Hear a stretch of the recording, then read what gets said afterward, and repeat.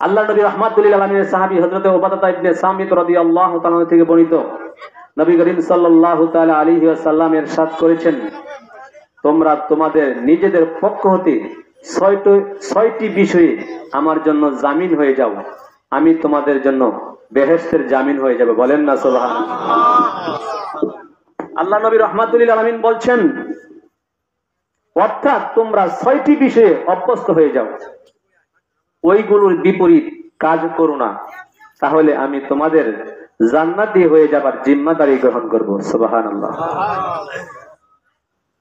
তোমরা তখন অবশ্যই জান্নাতি হয়ে যাবে, বরং জান্নাতে সুউচ্চ স্তর পাবে। রাসূল পাক সাল্লাল্লাহু তাআলা আলাইহি ওয়াসাল্লাম ইরশাদ ফরমান, সে 6টি বিষয়ের মধ্যে একটি বিষয় হচ্ছে, যখন তোমরা কথা বলবে তখন সত্য কথা বলবে। তাহলে আমাদের নবী রাহমাতুল লিল আলামিনের কথা হচ্ছে খুবই মূল্যবান, খুবই দামি। নবীজি কথা বলেছেন খুব কম, কিন্তু এটার বাবার তো অনেক বেশি। আরবিতে একটা কথা আছে, আসিদকু ইউনজি ওয়াল কিযবু ইউহলি, সত্য মুক্তি দেয়, মিথ্যা মানুষকে ধ্বংসের দিকে নিয়ে যায়। তাহলে আমরা কি করবো? সবসময় সত্য কথা বলবো। আপনারা সকলেই এই ঘটনাটা জানেন। অলিকুল সম্রাট হযরত বড়বীর আব্দুল কাদের জিলানী রাহমাতুল্লাহি আলাইহি, যিনি বাগদাদে উচ্চশিক্ষার জন্য গিয়েছিলেন, ওনার মা ওনার জামার আস্তিনের নিচে 40টি স্বর্ণ মুদ্রা সেলাই করে দিয়েছেন। রাস্তার মধ্যে ডাকাত ধরলো। ডাকাত বড়বীর আব্দুল কাদের জিলানীকে বললেন, হে বালক, তোমার কাছে কিছু আছে কি? বড়বীর আব্দুল কাদের জিলানী জবাব দিলেন, হ্যাঁ, আমার কাছে 40টি স্বর্ণ মুদ্রা আমার আস্তিনের নিচে আমার মা সেলাই করে দিয়েছে। ডাকাতরা বিশ্বাস করে নাই, ধরে সে ডাকাত সর্দার আহমদ বদবীর কাছে নিয়ে গেলেন। নিয়ে যাওয়ার পরে সেই ডাকাত সর্দার ওনাকে জিজ্ঞেস করলেন, বাবা, তোমার কাছে কি আসলে স্বর্ণ মুদ্রা রয়েছে? তখন বড়বীর আব্দুল কাদের জিলানী রাদিয়াল্লাহু তাআলা বলেন, হ্যাঁ, আমার বগলের নিচে 40টি স্বর্ণ মুদ্রা রয়েছে। তখন সে ডাকাত সর্দার বললেন, বাবা, তুমি তো মিথ্যা কথা বলতে পারতে, তুমি কেন সত্য কথা বললে? বড়বীর আব্দুল কাদের জিলানী জবাব দিলেন, আমার মা আমাকে সবক দিয়েছেন, আমার মা আমাকে নির্দেশ দিয়েছেন, যত বিপদ আসুক না কেন আমি যাতে সত্য কথা বলি। বলেন না সুবহানাল্লাহ। সেজন্য আমি আমার মায়ের আদেশ পালন করেছি। এখন আল্লাহ নবী রাহমাতুল লিল আলামিন উম্মতকে আদেশ দিচ্ছেন, হে আমার উম্মত, তোমরা যখন কথা বলবে সত্য কথা বলবে। কি হলো? সে সত্য কথা বলার কারণে সেই ডাকাত সর্দার সকলকে নিয়ে ডাকাতি করা ছেড়ে দিল। বলেন না সুবহানাল্লাহ। তাহলে আমরা কি করব? যখনই কথাবার্তা বলি চেষ্টা করব অবশ্যই সত্য কথা বলার জন্য। আর সত্য কথা যিনি বলবেন ওনার একটা বৈশিষ্ট্য হয়ে যাবে, উনি আল্লাহর ওলি হয়ে যাবেন। বলেন না সুবহানাল্লাহ।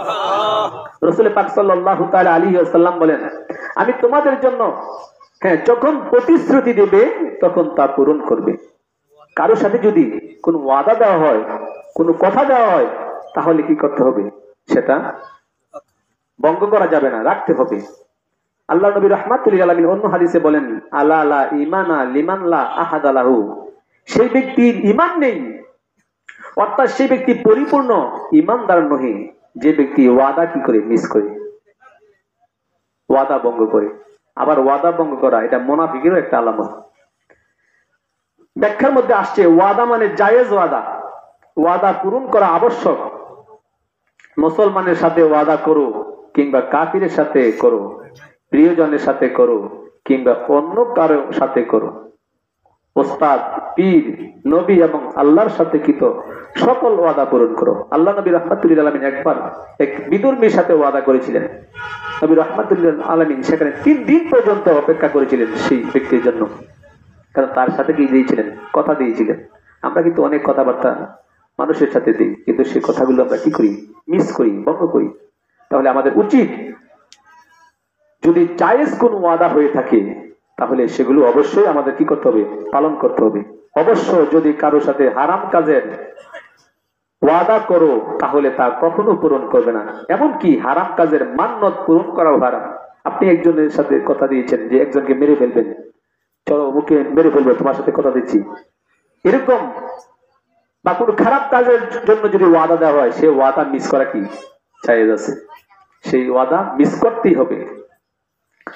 আল্লাহ রাসূল সাল্লাল্লাহু তাআলা আলাইহি ওয়াসাল্লাম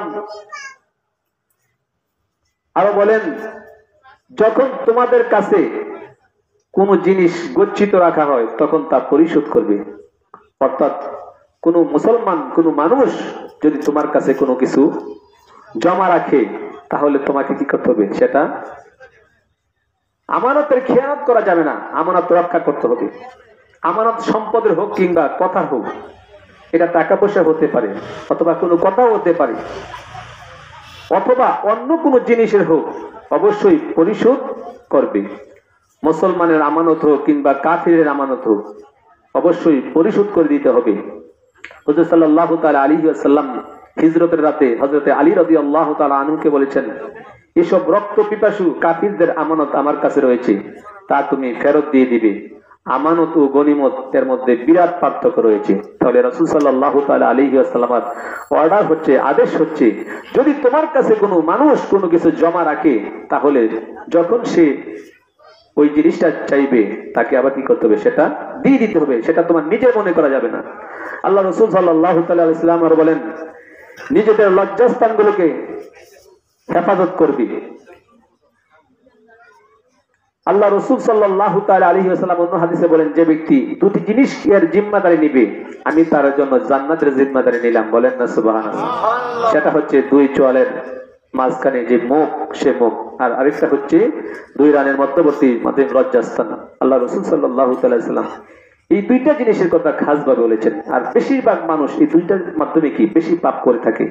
সেজন্য রাসূল পাক সাল্লাল্লাহু তাআলা আলাইহি ওয়াসাল্লামের নির্দেশ হচ্ছে, তোমরা তোমাদের লজ্জাস্থানকে হেফাজত করবে। আল্লাহ রাসূল সাল্লাল্লাহু তাআলা আলাইহি ওয়াসাল্লাম আরো বলেন, প্রবুদ্ধু আবসারাকুম, তোমাদের চক্ষুগুলোকে অবনমিত রাখবে। চলাফেরা করলে দৃষ্টি নিচের দিকে নিবদ্ধ রাখবে, বসলেও দৃষ্টি নিচের দিকে রাখো, যাতে মুহরিম নয় এমন কাউকে দেখা থেকে বাঁচতে পারো। এই নির্দেশ পুরুষ নারী উভয়ের জন্য প্রযোজ্য। অবশ্য যেখানে উপরের দিকে দেখার প্রয়োজন হয় অথবা এ দেখা জায়েজ হয়, তাহলে ওখানে অবশ্যই দেখবে। যেমন আলিম, পিতা মাতার চেহারা এবং চন্দ্র ইত্যাদি অবশ্যই দেখবে। আলেমের চেহারার দিকে তাকাইলে কি হবে? সওয়াব হবে, নেক হবে। পিতা মাতার চেহারার দিকে তাকাইলে কি হবে? কবুলতের সওয়াব হবে। সাহাবী জিজ্ঞেস করলেন, ইয়া রাসূলুল্লাহ, যদি কেউ তার মা বাবার দিকে মায়ার নজরে 100 বার তাকায়, তাহলে কি তার আমলনামায় 100টা কবুলতের সওয়াব হবে? আল্লাহ রাসূল সাল্লাল্লাহু তাআলা আলাইহি ওয়াসাল্লাম নূরানী জবর মোবারকে ইরশাদ ফরমান, হ্যাঁ অবশ্যই আল্লাহু তাইয়িবুন আল্লাহু গানিয়ুন, আল্লাহ রাব্বুল আলামিন ধনী। সুতরাং কোন মুসলমান যদি তার পিতামাতার চেহারার দিকে মায়ার নজরে তাকায়, 100 বারও যদি তাকায়, 100টা কবুল হজের সওয়াব হবে। বলেন না সুবহানাল্লাহ। আপনি 7 লক্ষ 8 লক্ষ টাকা খরচ করে সে মক্কা শরীফ এবং মদিনা শরীফে গেলেন, হজের কাজকর্ম করলেন, আপনি গ্যারান্টি দিতে পারবেন না আপনার হজটা কবুল হয়েছে। কিন্তু আপনার ঘরে যে দুই নিয়ামত রয়েছে, মা এবং বাবা, যাদের এই নিয়ামত ঘরে আছে, আজকে থেকে যাই আগে করছেন না করছেন, আজকে থেকে মা বাবার কদমে ধরে মাপ চান, ক্ষমা চান, আর মা বাবার দিকে তাকাইয়া তাকাইয়া এই কবুল হজের সওয়াব অর্জন করেন। আল্লাহ রাব্বুল আলামিন তৌফিক দান করুক। সকলে বলে আল্লাহুম্মা আমিন। আকাশের চন্দ্র দেখা যায়, সেই চন্দ্রও যদি আপনি তাকান, সেখানে সওয়াব হবে। যে আল্লাহ কতই না সুন্দর, যে আল্লাহর সেই সুন্দর চন্দ্র আকাশের মধ্যে রয়েছে। সেজন্য এরকম আরো অনেক নেক কাজের নেক বস্তু যদি আপনি তাকান, সেখানে কি হবে? অবশ্যই সওয়াব হবে। এখানে তো লজ্জা শরমের কথা বলা হয়েছে। আল্লাহ রাসূল সাল্লাল্লাহু তাআলা আলাইহি ওয়াসাল্লাম আরো বলেন, ওয়াকুফু আইদিকুম, এবং নিজেদের হাতকে বিরত রাখবে। অর্থাৎ নিজের হাত দ্বারা কারো উপর অত্যাচার করা যাবে না, তা দ্বারা অবৈধ জিনিস স্পর্শ করে যাবে না। আজকে আপনার শক্তি আছে, আপনি যাকে ইচ্ছা তাকে কি করে ফেললেন, জুলুম করলেন, মারলেন, এটারও কি করতে হবে? জবাব দিতে হবে। সেজন্য আল্লাহ নবী রাহমাতুল লিল আলামিন বলেন, ওয়াকুফু আইদিকুম, হে আমার উম্মত, তোমরা তোমাদের হাতকে কি করো? অন্যায় কাজ থেকে তোমরা বিরত রাখো। আল্লাহ রাসূল সাল্লাল্লাহু তাআলা আলাইহি ওয়াসাল্লামের আরেকটি হাদিস আল্লাহ রাসূল সাল্লাল্লাহু তাআলা আলাইহি ওয়াসাল্লাম বলেন, খিয়ারু ইবাদিল্লাহ আল্লাযীনা ইযা রুউ যুকিরাল্লাহু ওয়া শিরা ইবাদিল্লাহিল মাশাউনা বিন নামিমাতিল মুফাররিকুনা বাইনাল আহিব্বাতিল বাগুনাল ওয়ারাল আনাত। আল্লাহ রাসূল সাল্লাল্লাহু তাআলা আলাইহি ওয়াসাল্লাম বলেন, এই পৃথিবীর মধ্যে আল্লাহর সর্বোত্তম বান্দা হচ্ছে তারাই যাদের দেখা হলে আল্লাহর কথা স্মরণ হয়। বলেন না সুবহানাল্লাহ। যাদেরকে দেখলে আল্লাহর কথা স্মরণ হয়, আল্লাহ ওয়ালা হয়ে যায়, ওই ব্যক্তি হচ্ছে, ওই বান্দা হচ্ছে, ওই বান্দি হচ্ছে পৃথিবীর মধ্যে সর্বোত্তম বান্দা বান্দি। অর্থাৎ তাদের চেহারার উপর নূর রাশি ও ইবাদতের চিহ্নাবলী এমন ভাবে থাকে যে তাদেরকে দেখতেই আল্লাহর স্মরণ এসে যায়। তাদের চেহারা আল্লাহকে দেখার আয়না হয়ে থাকে। হুজুর নবী করিম সাল্লাল্লাহু তাআলা আলাইহি ওয়াসাল্লাম ইরশাদ করেন, আলীর চেহারা দেখা ইবাদত। যে আলী নবী রাহমাতুল লিল আলামিনের কলিজার টুকরা হযরত মা ফাতেমা জাহরা রাদিয়াল্লাহু তাআলা আনহার স্বামী ইমাম হাসান হোসেনের পিতা, নবী বলতেছেন সে আলীর চেহারা দেখা কি ইবাদত। তাকে যে দেখতো সে বলে উঠতো লা ইলাহা ইল্লাল্লাহ সুবহানাল্লাহ। আলী রাদিয়াল্লাহু তাআলা এমন সুন্দর ছিলেন, ওনাকে দেখলেই মানুষ লা ইলাহা ইল্লাল্লাহ বলতো, আল্লাহর কথা স্মরণ হতো।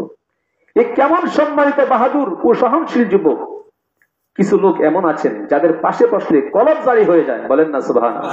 এমন কিছু আল্লাহর বান্দা আছেন যাদের পাশে বসলে কি হয়ে যায়, কলবের মধ্যে আল্লাহ আল্লাহ জিকির রব উঠে যায়। হযরত দাতা গঞ্জে বক্স রাহমাতুল্লাহ আলাইহি পবিত্র মাজারে বসলে হৃদয়ের দুনিয়া বদলে যায়। সুবহানাল্লাহ। মিশরের মহিলারা হযরত ইউসুফ আলাইহিস সালামের সৌন্দর্য দেখা মাত্রই বলে উঠেছিল হাশা লিল্লাহ, আল্লাহর ওই পবিত্রতা। ইউসুফ আলাইহিস সালাম এমন সুন্দর ছিলেন, ইউসুফ আলাইহিস সালামের সৌন্দর্য দেখে সেই মিশরের রমণীরা, নারীরা তাদের হাত কেটে ফেলেছে।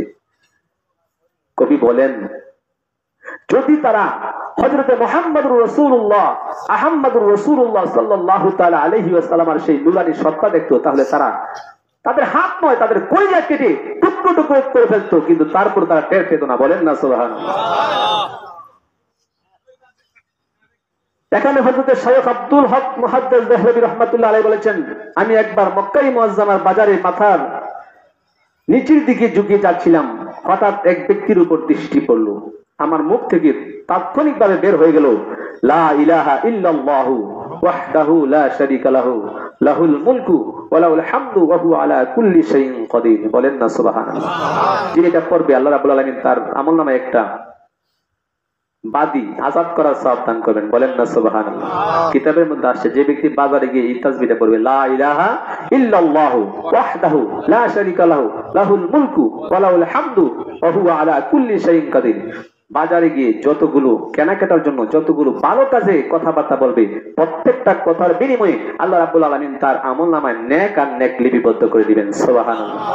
আমরা চেষ্টা করব বাজারে গিয়ে অনর্থক কথাবার্তা না বলি। পৃথিবীর মধ্যে সবচাইতে নিকৃষ্ট স্থান হচ্ছে বাজার, উৎকৃষ্ট স্থান হচ্ছে মসজিদ। মসজিদের সাথে আমাদের সম্পর্ক বেশি রাখবো, বাজারের সাথে সম্পর্ক আমরা কম রাখবো। আর বাজারেও যদি আমরা যাই সেখানেও কিভাবে নেক অর্জন করা যায় সেই চেষ্টা করব। আল্লাহ রাব্বুল আলামিন তৌফিক দান করুক। সকলে বলি আল্লাহুম্মা আমিন। আল্লাহ রাসূল সাল্লাল্লাহু তাআলা আলাইহি ওয়াসাল্লাম ইরশাদ ফরমান, আর আল্লাহ তাআলার নিকৃষ্টতম বান্দা হলো তারাই যারা পরনিন্দা করে বেড়ায়, বন্ধুদের মাঝে বিভেদ সৃষ্টি করে এবং পুত পবিত্র লোকদের মধ্যে দোস্তি তালাশকারী। বোঝা গেল যে ফিতনা ফাসাদ নিফাক ছড়ানোর জন্য চুগলখড়ি করা নিষিদ্ধ, সন্ধি করানোর জন্য একে অন্যের নিকট ভালো কথা পৌঁছানো ইবাদত। আমরা দুইজন বন্ধুর মাঝে আমরা কখনো বিভেদ তৈরি করব না, আমরা সেখানে সম্পর্ক যাতে মজবুত থাকে সেই চেষ্টা করব। আল্লাহ রাব্বুল আলামিন আমাদের সকলকে তৌফিক দান করুক। সকলে বলি আল্লাহুম্মা আমিন।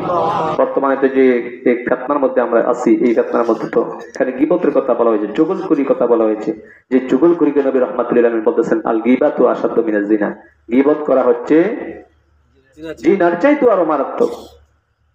আল্লাহ রাব্বুল আলামিন এতক্ষণ আপনাদেরকে নবী রাহমাতুল্লাহ আলামিনের হাদিস শরীফে যে উপদেশ আমাদেরকে দিয়েছেন সেগুলো আমাদের বাস্তব জীবনে আমল করার তৌফিক দান করুক। সকলে বলি আল্লাহুম্মা আমিন।